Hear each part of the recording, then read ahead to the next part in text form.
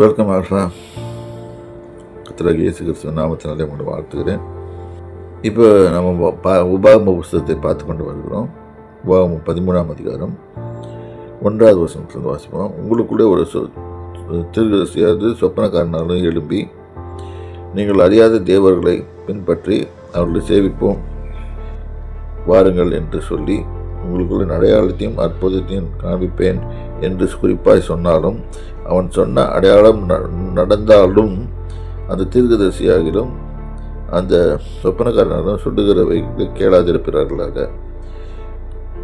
உங்கள் தேவனாகிய கர்த்தரிடத்தில் நீங்கள் உங்கள் முழு இதயத்தோடும் உங்கள் முழு ஆத்மாவோடும் அன்பு கூறுவீர்களோ என்று இவைகளை அறியும்படி உங்கள் தேவனாகிய கர்த்தர் உங்களை சோதிக்கிறார். ஸோ சம்டைம்ஸ் இது ஏன் நடக்குதுன்னு சொன்னால் இது இருக்கும். இப்போ ரீசெண்டாக இங்கே கூட இதில் ஒரு தெரிஞ்ச ஆள் குழி தோண்டி காசை கொண்டு போய் வீட்டுக்குள்ளே வச்சா அந்த காசு வளரும். இது கிறிஸ்தவ போதனை இல்லை, பிசாசின் போதனை. இது இப்படிலாம் பணம் அதிகமாக ஆயிடுச்சுன்னா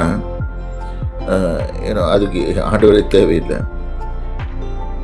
ஆண்டவர் பணத்தை கொடுக்க மாட்டார், ஆனால் பணத்தை சம்பாதிக்கிறதுக்கு பலனை தருகிறவன். இது நல்லா புரிஞ்சுக்கணும். ஏன்னா நிறைய பேர் ஏமாந்து போயிடுறாங்க. அந்த ப்ராஃபட் சொன்னார், அந்த தீர்க்கதரிசி சொன்னார், இது நடந்துருச்சு. இல்லை, கர்த்தர் உங்களை அனுமதிக்கிறாரு. எப்படி நீங்கள் நம்புறீங்களா?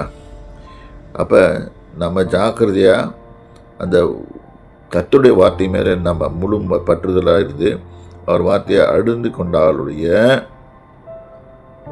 நம்மளால் அது செய்ய முடியாது. ஸோ அது நம்ம ஏன் மாட்டிக்கிறோம்னு சொன்னால் கர்த்தருடைய வார்த்தை தெரியாது. அதனால் இந்த மாதிரி அவன் ஒரு தீர்க்கதரிசிக்கிட்டே இல்லை சொப்பனக்காரன்கிட்டே மாட்டிக்குவோம். ஸோ ஆக்சுவலாக இப்போ நான் நீங்கள் சொல்ல வேண்டிய காஷன் என்னென்னா, தீர்க்கதரிசியும் சொப்பனக்காரனும் ரொம்ப ஜாக்கிரதையாக இருக்கணும் அவங்கக்கிட்ட.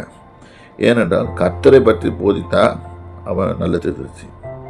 அவன் கர்த்தரை விட்டுட்டு தன் சொந்தத்தை போதித்தான்னா அவன் கெட்ட தீர்க்கதரிசி. இதை நல்லா புரிஞ்சுக்கிட்டிங்கன்னா நீங்கள் வளருவீங்க. கர்த்தர் உங்களை ஆசீர்வதிப்பாராக. கர்த்தருடைய நாமத்துக்கு ஸ்தோத்திரம்.